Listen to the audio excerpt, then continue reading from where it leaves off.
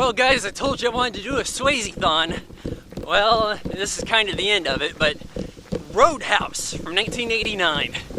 This is a tough film to put into a genre. I think it's listed as an action film, though most of the movie would disagree. So I was talking to somebody on like IMDb about this, and he said he considered it like a modern Western. You got this guy Dalton, played by Patrick Swayze. He's from New York City. He's a cooler. He's the head bouncer at a bar that's doing pretty good at a club. I got something in front of my lens there. But this is not edited, so we're rolling anyways. And this guy comes in and says, hey, I'm going to pay you X money to clean up my place in small town Missouri. And he said, okay, fine. So he heads over there with his Mercedes. I didn't get a good look at it, but I don't think it was a V12. It wasn't an SL. I don't know if they made an actual coupe with a V12 in 89. I'm not sure. But anyhow, Dalton heads over there, sees the place is a total mess. This bar called the Double Deuce. They're like openly prostituting, exchanging drugs, like out in the open. They got a blind guy leading the house band, and it's not house like boop, boop, boop, boop, boop. I'm talking like he's just the band leader. So they got this stuff going down, and he starts to turn things around. He tells them some simple rules. Be nice until it's time to not be nice. And Dalton, he's a philosopher. Ass kicker is what he is.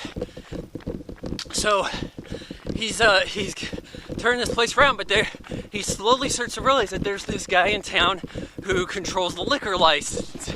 He seems to have a crime operation labeled as the Chamber of Commerce. Everybody has to pay him, or else they're going to be in deep. And it's not a bad movie. Like there's some fun moments there. There's some iconic things. You got a small kid in front of me, so I better turn around. But anyways, there's wall-to-wall boobs, like all up and down the joint. I think you guys are going to like it for that reason. This gal Julie, who is like town slut number one, kind of got the Sandy D poofy blonde hair thing going. You know, she gives her strip on the place, gets kicked out. The guy ruling the town had a thing for this doctor who becomes Patrick Swayze's love interest, Kelly Lynch.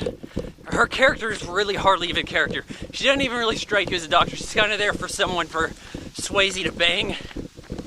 But what's her involvement with this guy? Like, he seems old enough to be her dad, and he's like being cruel to the town because she left or some nonsense. I'm like, whatever the hell. But then you've got they come in, rough up his bar. He calls him back up. His mentor, Wade Garrett, played by Sam Elliott, who's basically the ultimate badass. And he comes in, helps him fight, but then it's like Batman, right? He says, hey, I'm flipping a coin. One of them's going to die, Kelly Lynch or Wade Garrett. And so he goes and sees Wade Garrett coming to the bar all beat up. He's like, hey, sit down and have a drink. I'm going to go get the gal, say we're leaving town. You're right, we got to leave this joint. So he goes, sees her. They're having a bit of a fight because he pulled a guy's neck out and then threw him down the river earlier. But hey, you know, the guy did burn down the place he was staying. So she's upset about human life dying, I guess, even though the guy was a dickweed. And she doesn't leave with him. Well, he heads back to Wade Garrett. He's like, all right, we're leaving. And he's been stabbed. And it says something like, it's tails, bitch. So he goes, takes the knife, heads over to the compound where the bad guy lives, which is like literally across the river from this barn he stays in. And he goes in there commando style, you know, takes everybody out. I'm thinking kind of silently, most of it's off camera. But then they have their fight. Hell, he uses Mercedes to explode. It's like a distraction. And even before that, there's his awesome monster truck bit, I think using Bigfoot, where this guy wouldn't pay his protection fee, so they crushed the cars at his car dealership. Pretty badass. And I like the the point of view shot from inside the axle as it's crushing the cars. Stuff they probably wouldn't even bother doing today. Well, we just do it with CGI. So, yeah, he goes to the compound, kicks ass, fights the main guy, who is kind of a pushover, Patrick Swayze, of course. And the other townspeople show up, shoot the shit out of him. Sheriff comes by, they say, well, I didn't see nothing. You see anything? I didn't see nothing. Then we had the band's all happy, the double deuces popping.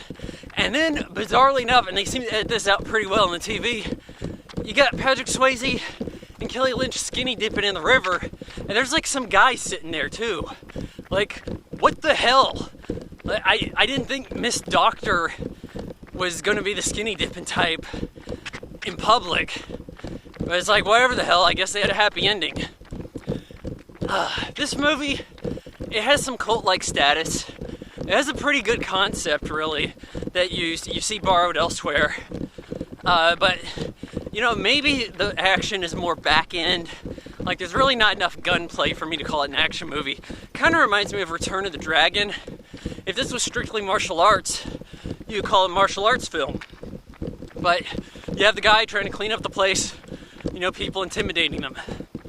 But overall, you know, I like it. I'm just saying it probably didn't deserve the Razzie nominations it got, but it's also not brilliant either. I give Roadhouse 2.5 out of 4 stars.